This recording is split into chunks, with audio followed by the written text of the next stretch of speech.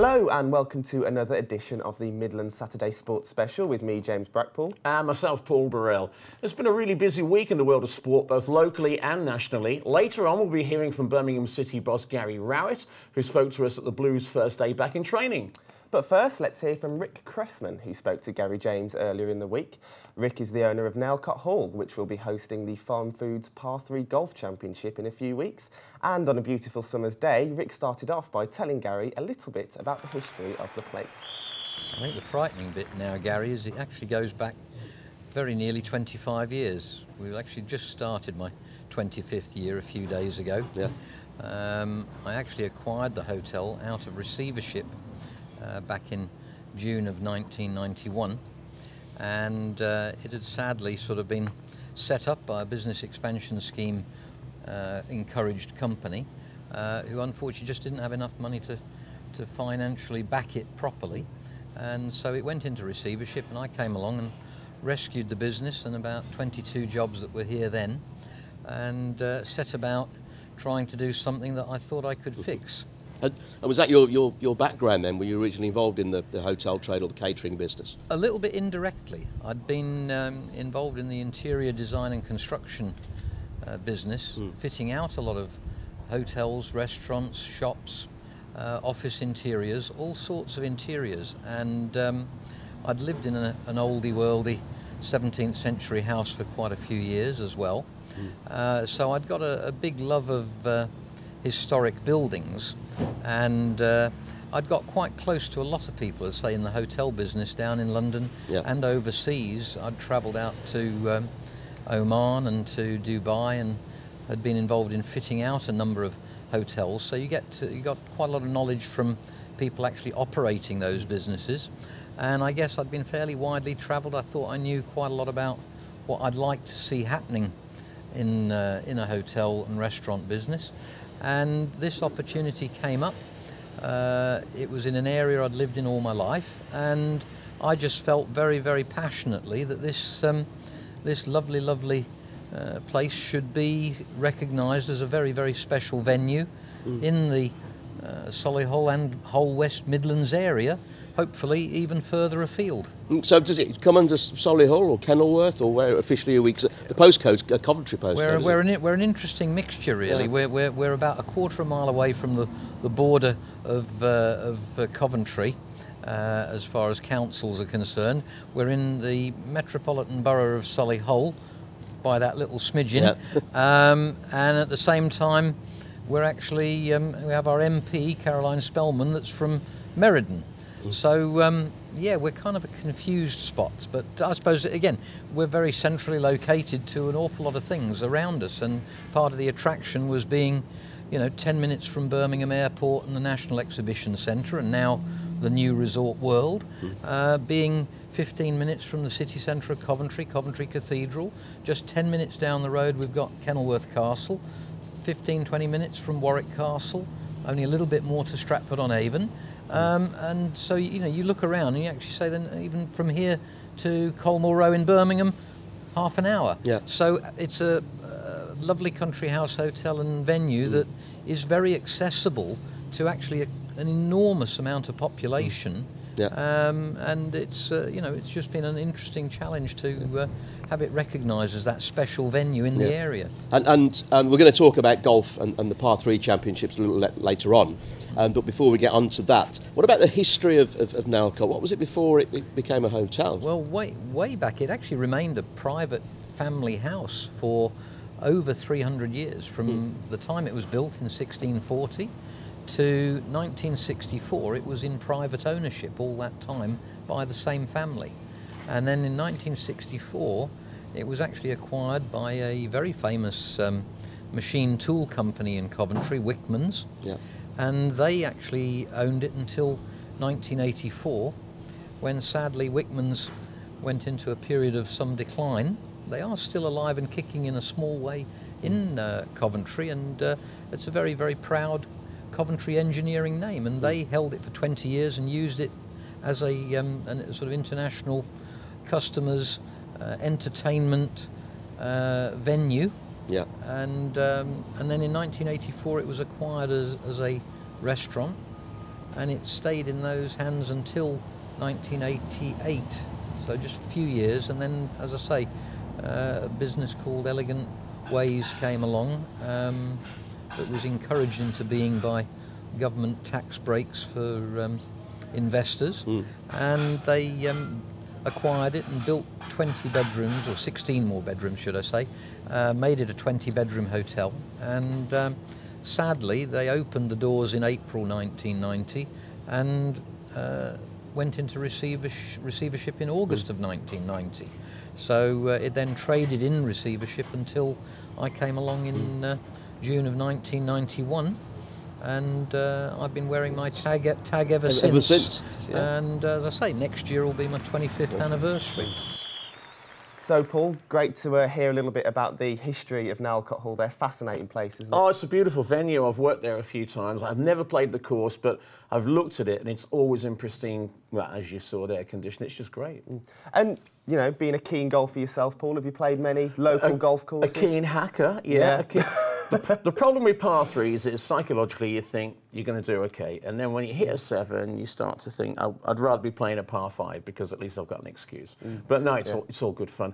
We've got a big golf day coming up very soon. The Aston Villa Former Players Association, they've got a golf day locally at Howes Owen Golf Club. So we're trying to persuade you and Gary James to play at the moment. Yeah, I'll have to practice your swing a little bit first, and we'll hear a little bit from the West Brom Former Players Golf Day as well.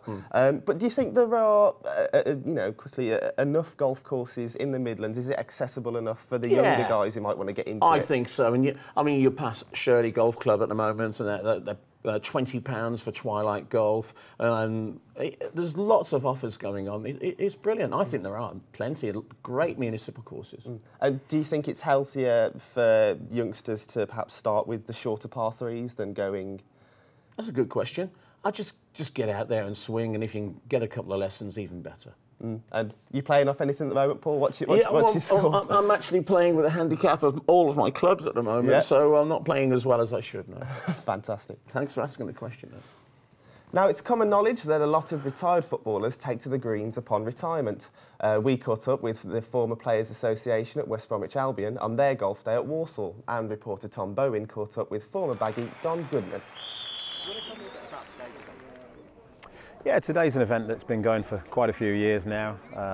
It's a former players golf day, all in the name of raising money for the former players, which then gets distributed to worthy causes. And it's been going so long because it is a fantastic event, fully supported often by the same people actually. They have such a good time that they tend to come back again, and you know, usually we're reasonably lucky with the weather, which looks like we might be again today, and everybody has a good time, and it's great to catch up with obviously some former teammates and some other former players. What do you make of the current state of West Bromwich Albion? Well, first of all, they're still a Premier League club, which is first and foremost the aim of the football club. Obviously you want to progress and you want to consolidate, and for all those years West Bromwich Albion were going up and down between Championship and Premier League. I don't look at them now as that kind of a club. I look at West Brom as an established Premier League club. I now look at the manager that they have in place. I look at the backing that I'm sure he must have been assured he's going to receive, and hopefully the future's brighter for West Bromwich Albion, and there'll be fewer sort of skirmishes with relegation. Do you think Tony Pulis is the man to help the club kick on?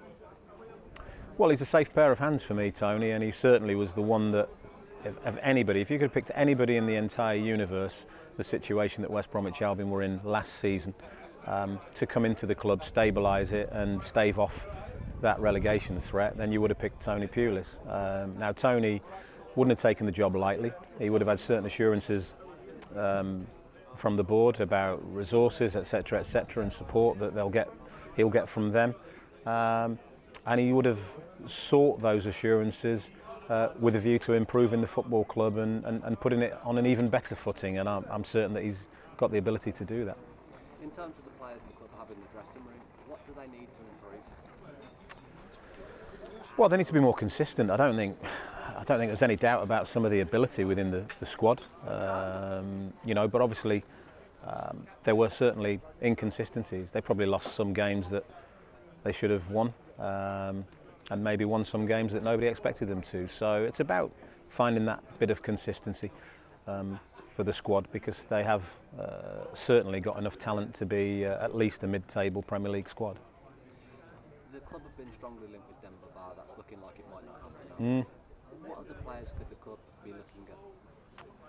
Well, that's a difficult question. I'm not party to that kind of information. Obviously, Tony Pulis will have his scouts all over the world looking for the right players that he believes will come in and improve West Bromwich Albion, because that's what it's all about. The Denver Bar thing really disappointed me. I thought he would have been an ideal striker to bring into the club, and when I say it disappointed me,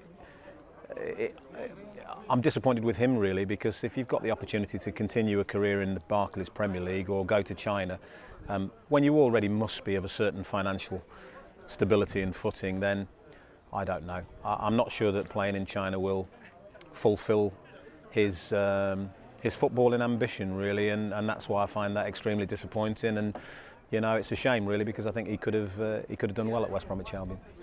Do you think the club's pursuit of Bar raises questions over Berahino's future? No, I don't. I think they're two totally different kinds of player, to be honest with you. You know, I think from Saido Berahino's point of view, of course, as a player, when, with respect to bigger clubs are linked with you, it's flattering and exciting in some degree, but it should serve as a motivation to keep playing well. It's one of those scenarios, isn't it? If Saido Berahino went off and played, let's say hypothetically, with a top 4, top 6 club, how much football would he realistically be playing? Would he be a squad player? Would he be on the bench one week, playing another week? I think at West Bromwich Albion, at least he knows he's loved by the fans. He's got a manager who knows how to get the best out of him, and that's a very important thing.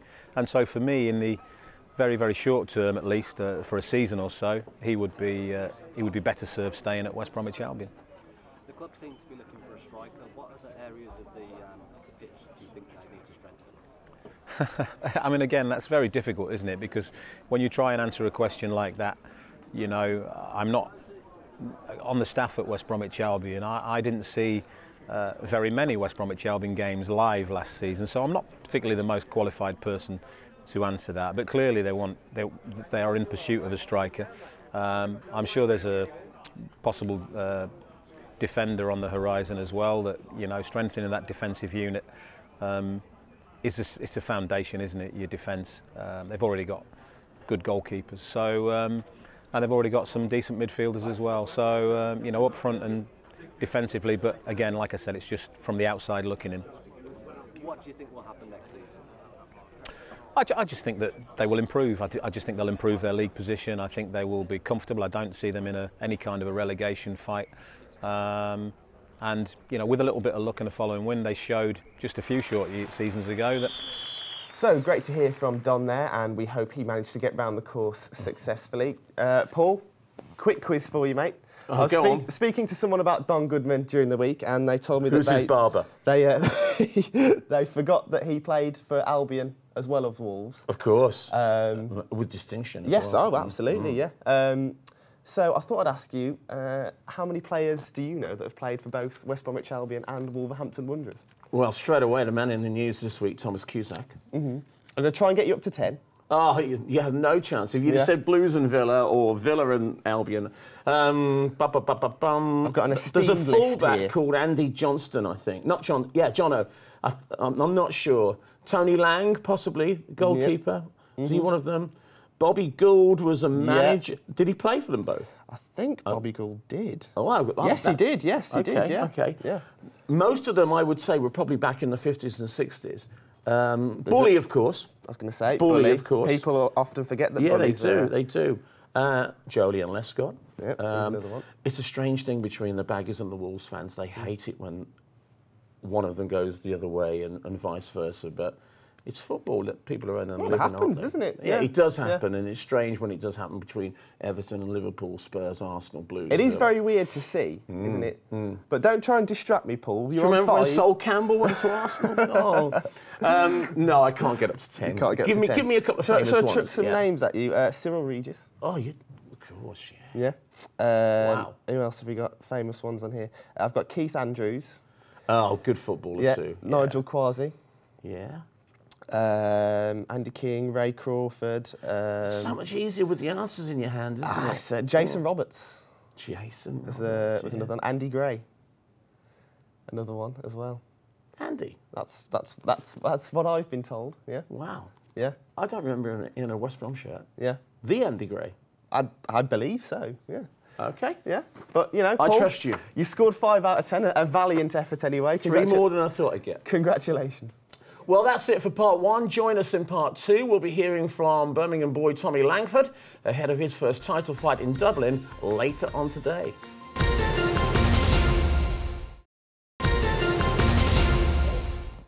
Welcome back. You're watching the Midlands Saturday special, and today's the day of Tommy Langford's big title fight.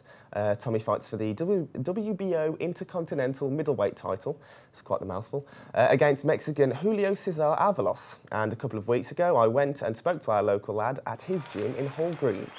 Tommy, I'm going to start by asking you about how your training's gone for your first title fight. Do you feel fit? Yeah, I'm flying really in the gym. I've been doing loads of rounds with big super middleweights, and I've got the 10 rounds in the bank easy, so I'm really looking forward to it, and I'm feeling really fresh and ready to go. And you know, 2.5 weeks time now, and be getting my first title, so really excited. I was going to ask you that. Do you feel more excited or more nervous? Well, funnily enough, I don't really get that. I get a little bit nervous because you're human, you're going to, but it's more excitement really, what I feel for fights. Any fight that is, but this one's obviously even bigger because, you know, get this title, that puts me in the top 10 in the WBO, so that's, you know, then world title shots really on the cards, and obviously I've got to keep progressing. It's not an immediate thing, but it's in the pipeline then, and providing everything keeps going well and keeps going the way it is, then, you know, it's there, so it's something that's a good stepping stone. It's what I need at the moment in my career. Do boxers need a little bit of nerves, Tommy? Does it keep you on your toes?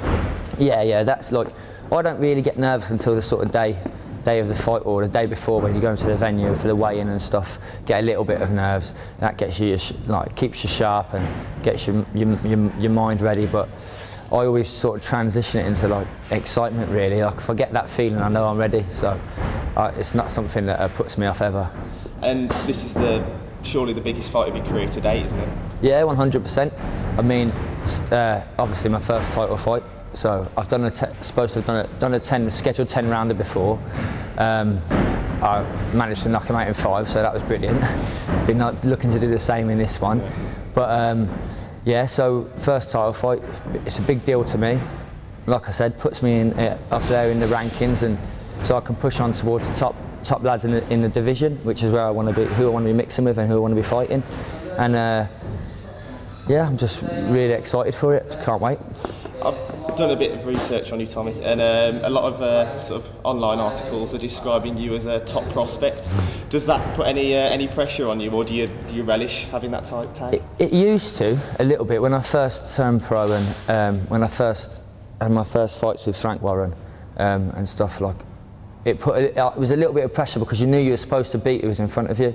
You knew like, I'm supposed to do a job on this kid or whatever, so then there was a little bit of pressure, but now it's like, I don't know the other guy, he's got a good record himself, so you know, he's going to be coming to win the title as well, so really I don't find the pressures on me. I just want to go in there, and I know 100% if I perform the way I can and I do what I'm instructed by Tommy in the corner, I'm going to come away with the win, and I'll do it in style as well. And you mentioned your opponent there, obviously that's had to change. You were fighting Ronnie Mittag, yeah. And obviously now you're fighting a totally different fighter. Has that affected your preparations? Well, all the sparring I've had really was for Ronnie Mittag because he's the same size as me, he's a tall fighter, so I've been sparring Callum Smith, who's an even taller super middleweight. So I've had a lot of practice with tall guys, and he had a very good record himself. He's a good back foot boxer. And now it's changed to this Mexican who's 5'8", and you know, so a lot shorter than me, and he's not really a come forward fighter though. I've watched a little bit of footage of him. He's still like a back foot fighter, so he's got a bit of an odd style. I think he's got the potential to make you look bad. Do you know what I mean? You can still beat him, but not. So I'm gonna have to put in a really good performance to you know, look impressive and everything. So it's not really. I would say Ronnie Mittag's a better boxer, so it's not really something that's played on my mind at all in terms of that. I'm still very confident I'll go in and get the win, but the important thing is to look good doing it, so that's what I'll be aiming to do. The middleweight division at the moment, it's cram-packed full of some top talent, you know, with Chris Eubank Jr. and the rest. Is that something that, you know, you're really excited to be a part of? You know, at such a great time for middleweight boxing. Yeah, it's fantastic. I mean, if you look at the domestic scene itself, you've got obviously up the top of the tree, Billy Joe Saunders, Chris Eubank Jr., and then you've got just behind them on the British scene, John Ryder, Nick Blackwell, and then obviously I'm sort of just below that at the moment. I mean, I feel very confident ability-wise. I can mix with those guys, but it's very important I learn the rounds, I get my championship experience and progress in the right way. I think, and when you take that's just domestically. I mean, obviously we've got a few on the world scene there with Andy Lee and Billy Joe and Eubank, but if you look at the world scene itself as well, if you get in and amongst that top 2 or 3 in the country, then you're in and amongst the top 5 or 6 in the world really, and so, you know, that's what I'll be looking to do in the coming, coming years. So. And as this is your first title fight, do you think that perhaps a lack of experience in that regard may be a disadvantage to you? I don't see it as a disadvantage. The only thing is the rounds. I've not gone over 6 rounds because I've obviously managed to stop people, and also like before my last fight I'd only been scheduled for 6 rounders.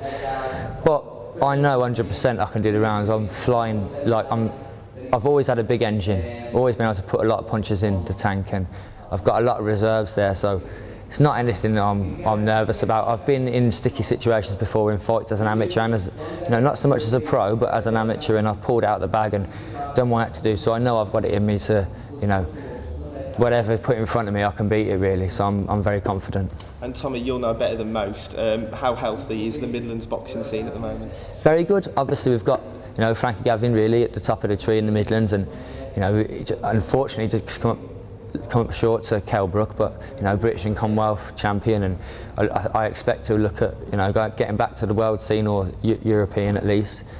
And then you've got myself and the likes of Sam Eggington and things, who's got the Commonwealth and WBC silver, and also Khalid Yafaya and Gamal Yafaya. You know, and then if you take that's the sort of Matchroom and Frank Warren scene, then you look just below that, you've got the white collar, you've got the small hall shows, and we've got a real hotbed of boxing really. I mean, just the other week I was over at the Wolverhampton Civic, and you had like a local clash between Jason Wellborn and Ryan Aston, top of the bill, and also you had Andrew Robinson fighting, and there was some cracking scraps. And so hopefully, with the more the Midlands and Birmingham gets on the TV coverage, the more these fights will come through, and it will give everybody a bit more exposure in the Midlands and in Birmingham in particular. And seeing that you were at that Wellborn and Aston fight quickly, I know there was some contention over the decision. What was your view on that? Well, I think Aston started well. The argument is always in pro boxing, you know, Wellborn was on the front foot the whole time, and you're always going to edge, if there's close rounds or not a lot in it, you're always going to edge those rounds. Obviously Aston got the knockdown as well, but then Wellborn came back very strong, and you know, he had such one-sided rounds towards the end. You could make an argument for 10-8 rounds in those rounds as well. So I think it was a very close fight, and I wouldn't argue with the decision. You know, I wouldn't say that I thought Aston won, because I was watching it as a mutual. Do you know what I mean? So I thought it was a close fight, fair decision, and if they're not happy with it, have a rematch. You know, it was that good of a fight, that good of a tear-up. You know, the last round, the crowd was on its feet and everything, whether you were a Wellborn fan or an Aston fan, and so, you know, it's those sort of fights that is going to bring Midlands boxing to light, and you know, it sells a lot of tickets and things. So hopefully, we can do that and keep progressing it on the bigger stage. And you know, I'd be game to mix in with lads domestically, and you know, in the Midlands as well, titles on the line and things. If it's for the right occasion and the right thing, then you know, it's going to produce exciting fights. So it's all the more better for Midlands boxing really. And finally, you're expecting a big following in Dublin on 4th of July? Well, I've got a good amount going over, and I could have done a lot more. I only got a certain amount of tickets, and so I've got a good amount coming over, obviously from the Midlands, but also from North Devon, where I'm originally from. They're all flying over, and then But Tom himself, he's from Dublin, so he's got some family and things over there who hopefully they'll drum up some local support. And you know, like I said before, if I put on a good display and a good performance, you know, and it excites the fans, then I'm going to pick up a lot of fans over in Ireland and in Dublin, and you know, it wouldn't rule out going back over there then for fights in the future. And obviously there's some good middleweights over in Ireland. Yeah. You know, Eamon O'Kane, Spike O'Sullivan, Andy Lee, they're all up there at the top of the tree. So get the win, keep progressing, and then I can be over there mixing with them as well. So it's a real big opportunity for me this season. I'm really excited to do it. That's brilliant. Good luck, Tommy. Thanks very much. Cheers. So great to hear from Tommy there. Paul he's obviously feeling very confident, very fit. What was it like in that gym? Intense. Yeah. He was sparring the Russian number 3, and you feel like you shouldn't talk, don't you, when you're in those places? Oh, I mean, it was me, Ian Johnson, the Birmingham Mail correspondent, Tommy Chaney, Tommy's trainer. You're in good company. The Russian's trainer, and the Russian, and you know, it was intense. You know, it was 10 it's rounds. It's great to get an insight into that, though, isn't it? Oh, it's fantastic. I mean, it was Tommy's last spar before the fight today, and he was sweating. So he's done all the hard work, really. Yeah, I mean, he's. Is he ready? He looked in very your opinion? ready to me. Yeah. Tommy actually broke to us that his opponent had changed. It was always meant to be Ronnie Mittag, who's the German's roughly the same size as Tommy, and Tommy, you know. What was that? An injury or something? That I'm not sure. That's been kept secret from me. I'm afraid. You know, but Tommy prefers going toe to toe with people of his own size. This Mexican that he's fighting, Avalos, he's won 15, lost 4. To date, and he's a bit tough devils, and he's a bit smaller, and he's a bit of a trickier customer, like a street fighter. So Tommy, you know, perhaps a little bit more awkward for him. I think he's the favourite still. Any idea why it was Dublin, the venue? No, that as well. They do love their boxing, though. They do. I know Tommy's got sort of big Irish backing, and he's got family over in Ireland, but he's unbeaten in 12 fights. Great. So we wish him all the best. And we know, Paul, that you do some MCing, don't you, for local come boxing? Across Tommy Chaney and also Pat Cowdell and people like that, Pete Jackson. And it's healthy. You were talking about the golf earlier. It's very, very healthy. And everybody here at Big Centre obviously wishes all the best to Tommy tonight. Well, that's it for part 2. Join us in part 3. We'll be hearing from blues boss Gary Rowett. And, of course, we'll be discussing our fantastic Lionesses.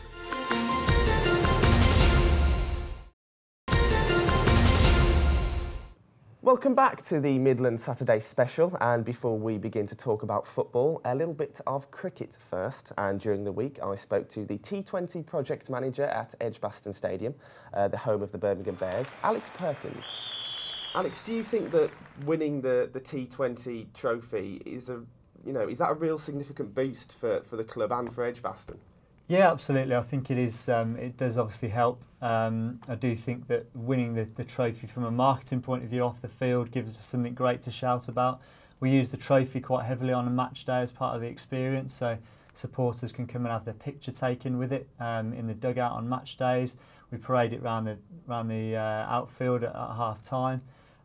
So it is great to be able to have, and as I say, we often have the trophy on display at various other events. So it's great to be able to say that, but at the same time, you know, you're not sure if we're going to have it again next year. So, you know, you don't sort of pin everything on the fact that you're champions, but while we've got that trophy, we'll certainly try and make the most of it. And from a personal point of view, would you rather see the Bears lift the T20 trophy or the County Championship trophy? Yeah, it's a tough one, isn't it? Yeah. It's a tough one. Obviously, my role is... If you could pick one. Yeah, it's a difficult one. Obviously, I suppose as T20 project manager, I would say the T20 trophy. Yeah.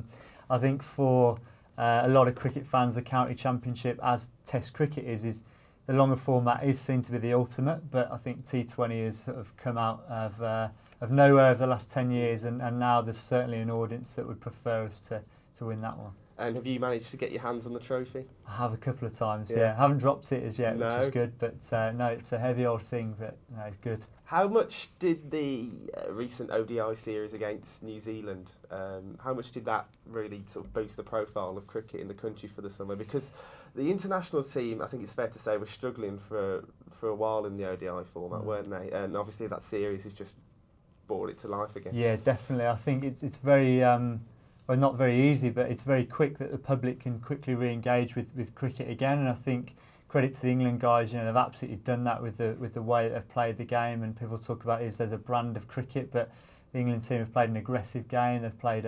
attacking cricket, and that all started here at Edgbaston, obviously with that record-breaking game that we had first up. And I think that set the tone for the rest of the series. And now it seems like there's a bit more of a feel-good factor around English cricket as a whole. And are you looking forward to the Ashes? Obviously, we've got that series coming here as well, haven't we? Yeah, immensely so. Yeah, it'd be great. I've been to the last couple of Ashes games down here as a supporter, so looking forward to working my first Ashes game. But no, it should be a good series. Obviously, Australia are an excellent side, but it's a different game in English conditions. So we could be in with a chance. I think that's my little tip. That's very optimistic. Yeah, It's very good of you. Yeah. Yeah. Let's go back to the T20 match day.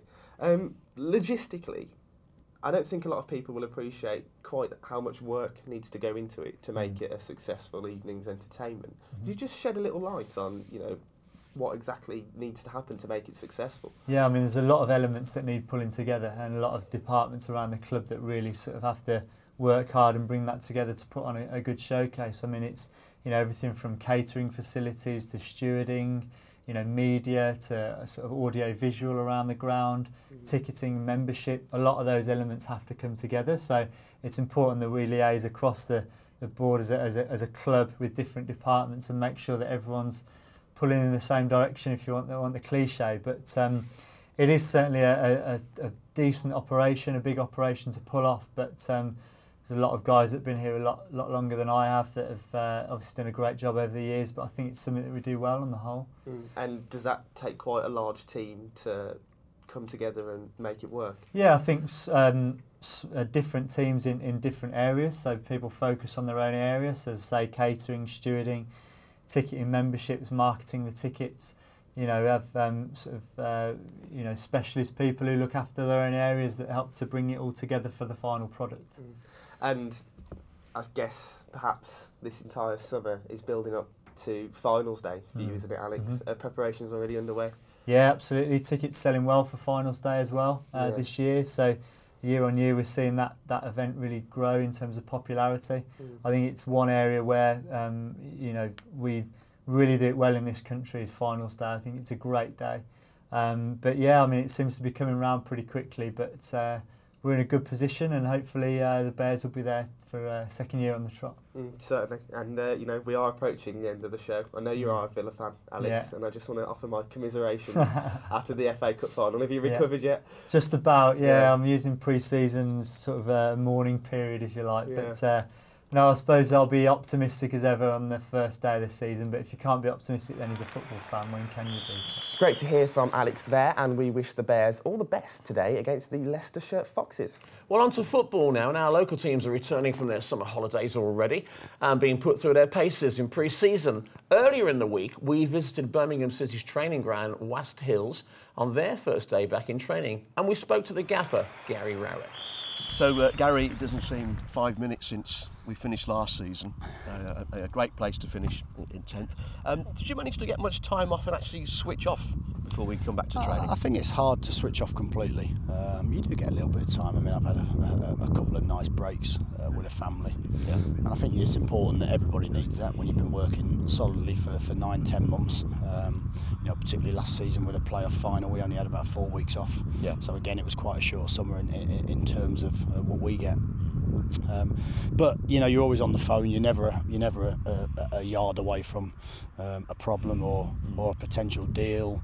And I think it's hard to quantify how much work you have to do in the summer to try to get to this point where 2 deals are done, 3 or 4 renegotiations are done, and we have 4 or 5 more deals, whether they're renegotiations or players we're trying to sign, are all in the offing, and I like to be part of that. I'm not one that I'll let someone else just do all of that work. I have to be an active part of that, and it's been a tough summer in many ways, but it's been a good one, So tell us a little bit about the signings that you've made so far, and if you can, who else you're looking to bring in. Yeah, I think if you look at the 2 players we've brought in so far, I think that Adam, obviously we know that after losing 2 goalkeepers, we need we want 3 goalkeepers. That's what we want. We want 2 goalkeepers to compete with Nick, who we think is a really good up-and-coming young goalkeeper, and that's what we think we need. So Adam is going to be one of those goalkeepers. I think if you look at when he left Burton, I think we sold him for a decent amount of money. Had a brilliant season and a half for us at Burton. And went and played, I think, nearly 30 times for Derby in the Championship that year. Did really, really well. Been unfortunate with injuries and 1 or 2 other things that have gone on that have perhaps stopped him progressing. And I think we can try to get him back to that level. And I think it's important. He wants to play for us. He's back. He's hungry. He knows what we're all about. And that's important to me. Jacques Magoma is another one. Moves on to play in the Championship from Burton. Scored 18 goals off the left wing for us. And we know what quality he's got. You know, I spent a long season with Jacques trying to get the best out of him, trying to find out what makes him tick. And I think we had really good success together. So he's been away to Sheff Wednesday. He sampled the Championship. I think that experience will have served him well. I think at one point he was very high up on the list of assists in the Championship before Christmas this season. So he'll add to what we've got. We know what he's got. He's a match winner. He's a very, very talented player, and I still think there's more to come from him. And again, he knows what we're about. He knows how we want to play, and I think that's also very important. Okay, and the other lads, they've accepted the 2 new guys into the team? Yeah, I think it's always the same, little bit of banter. I think Jacques turned up, unfortunately, got the wrong time for training this morning, so he turned up a little bit later than the rest of the lads and got a little bit of stick as he walked in the gym. But that's what it's about. That's what it's about, trying to get into a new team. I think both of those players will be welcomed with open arms, but I think both of those players also will know it's a really good team and it's a really competitive group, and they're going to have to come in and do more than the others to get in the team. You know, it's as simple as that. And it's a great atmosphere you've got now in the squad, isn't it? The lads really are sort of up for it now, especially after the end of last season, going into the new season. Yeah, I think there's a real good camaraderie, and that's something, again, I try to foster that really good, strong environment where the team, you know, for me, again, the team's far more important than any individual. So when I get asked about individuals, it almost becomes irrelevant, really, because it's about the team, it's about what they all bring together. And like we said this year, we're hoping to have a reduced group in terms of numbers, but an increased group in terms of quality and competition. And another new addition is the head of sports science. Is it Dave Carroll? Yeah. I don't know his background. Where did he come from? Yeah, Dave's been involved in lots of different sports at the start of his career. He ended up at Norwich, where he was at Norwich when Norwich were in the Premier League. I was head of sports science there, so I think he's seen the next level for us, and we've got a very good sports science team. But the team were very young, and I felt as though if we want to try to get to the next level and then improve on last year, we needed just that little bit of experience to work with those younger sports scientists. And I think as a group, they will strengthen and they will be even better. And I think it's important to us. You know, we've got to improve, we've got to advance, and we've got to try and do things even better than last season. And Dave will be a big part of that. Yeah, and I think the whole atmosphere around the club now, with the sponsors that have come on board, that some of them are new names to the club. And I know, like the likes of Ian Dutton, are really pleased, and with the people that managed to get involved. So I think the whole atmosphere looking into the next season is looking good for everyone. And the obvious thing, obviously, you want to get into the playoffs. But initially, what's the short-term goal? Is just beating Reading, or? I think the short. Yeah, I was just about to say. Then I think everyone's always positive until the first ball's kicked, and then we always see how positive everyone is after 5 games. Yeah. But I think the thing for us is always the same. You know, we want to feel like, I think at the moment we feel like a team, a club that's trying to advance, that's trying to do everything as well as we can, which is, you know, we're trying to show our ambition. So, listen, if we talk about trying to get in the playoffs, that means that's got to be our aim. We've finished 10th, so we've got to try and improve on that. And I want players to feel that ambition and feel that belief. So there are really I don't really set any real goals, short term, long term. I'll set them myself, but not really for the players, or I certainly wouldn't share them out loud. But I think, again, it's just to have, you know, let's get through pre-season where everyone intact. Let's see how much we can evolve tactically, and let's see if we can make 3 or 4 signings. That's probably my aim, is to try and seal 1 or 2 of these deals that are teetering on the brink. You know, and see if I can get them over the line. Yeah, and pre-season games. I know Nuneaton, is it the first one? Yeah, we've got Nuneaton. We're originally down to play Telford, but I think their pitch wasn't going to be ready. So I know Kev Wilson really well. We always played Ilkeston at Burton, so they've stepped in, which is great. Yeah. We've tried tried to stage the pre-season, so we'll get a good 4 or 5 days of testing done here to see where we're at. Yeah. We'll have 5 days in Spain, a really intense training camp out there. We'll train 3 times a day in the heat, so I'm sure the players are going to enjoy that. And that's again an important part of the team building process.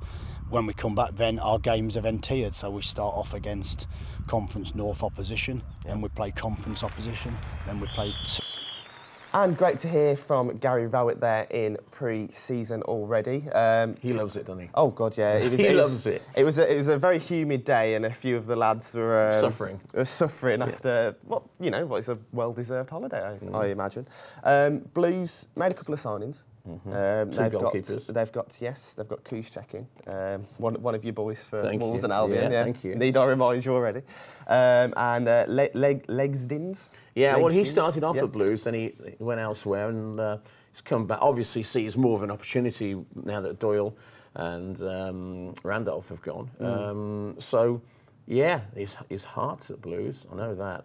So, but I would think Cusack will start. I was going to say, would we have thought Kuszczek's number one there? Yeah, I'd have thought so. They've also got Maghoma Jacques. Yeah, he did really well for Sheffield Wednesday, and he was talking at the weekend how he couldn't believe that Birmingham City finished 10th after being 23rd when Rowett came in. He said, he said, even I was surprised at that, but I shouldn't have been because I know what Gary's like because he worked with him at Burton Albion, and he started at Tottenham, you know. Oh, really? Yeah. So his big ambition, and he's been quoted as saying, I haven't come here just to mess around, top 6 minimum playoffs. So you've got players with that attitude. Gary Rowett's going to love that. I was going to say, I'd have thought any player trying to get past Gary Rowett is going to have that sort of attitude. And watching them in training during the week, looking good or not? It was fantastic. You know, the first off, the facilities are marvellous. You should have seen them 10 years ago at West Hills. So I've been informed, yeah. But Gary was also he's got a great rapport with the lads.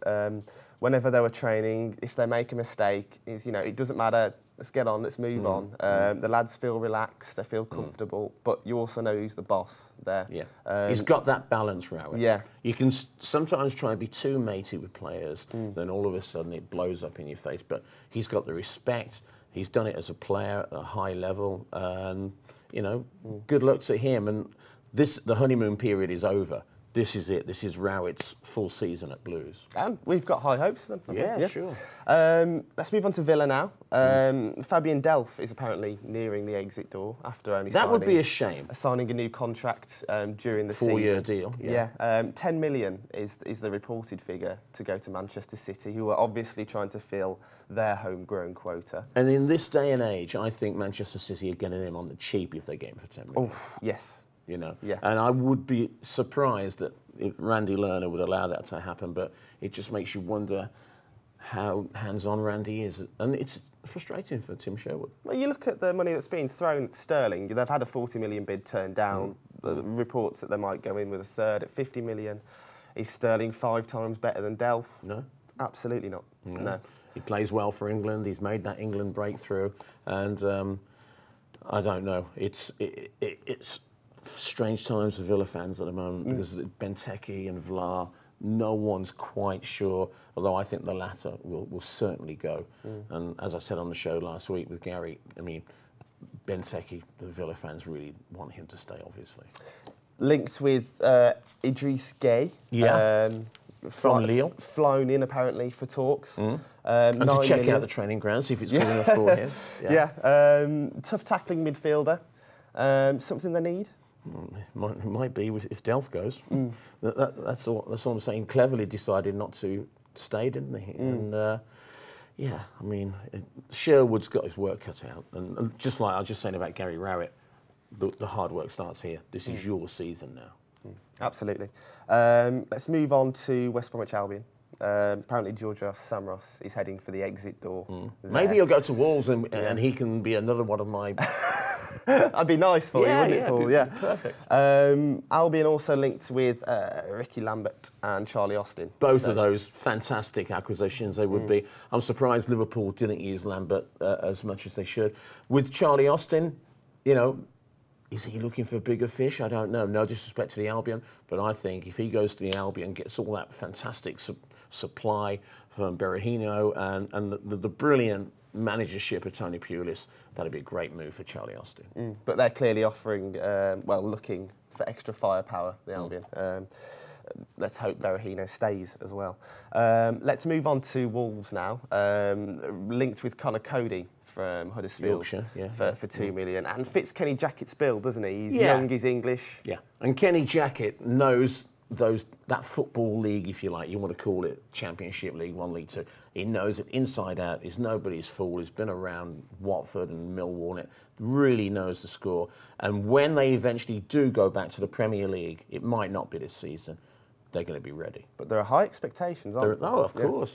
They missed out on the playoffs and goal difference. And last but certainly not least, Walsall. They've signed a goalkeeper, Neil Etheridge from Charlton Athletic. He's made the Philippines #1. You've redeemed yourself, Paul. You've redeemed. How many international appearances? I would say about 45. 44. Oh, I missed that one game. I remember that one, the local derby with Malta. Not bad at all. Not bad at all. But he'll be replacing O'Donnell, I'd have thought. And I'm glad to see that they've got business done in that area. Dean Smith, of course, he was given his chance 2.5 years ago, and he's taken it, and he's a credit to the club. Oh, absolutely. And after all that, we've got to talk quickly about the Lionesses. Oh, Paul. You saw the game. Poor Laura Bassett. Yeah. I mean, it was a strange game. I mean, we had the better of the world champions, Japan, no doubt about it. 2 penalties, both of them were disputed, but we played the tournament brilliantly because we were poor against France in the very first game. I think we had 1 shot on goal, and we gradually got better. Karen Carney came in and scored a couple of important goals the next 2 games, and then we looked the part and we beat the Canadians in their own backyard, and of course, that was the launch pad, hopefully for the final, and we deserve to be there. And Laura Bassett, you can only say, poor Laura, that's sport, unfortunately. Hopefully she'll pick herself up and she'll be okay. Well, she will, but she'll always be known as that girl, and it is unfortunate, but hey, she will come back. There'll be European Championships, and the season is well and truly with us. She's just got to get back out on the pitch, back on the horse. But obviously, a massive congratulations to them for reaching the semi-final. It was absolutely, fantastic. Yeah, absolutely. So that's it for this week. Thanks for watching. Paul, thank you as ever for joining me on the sofa. Always a pleasure. Join us again next week, same time, same place, for the Midlands Saturday special. Take care.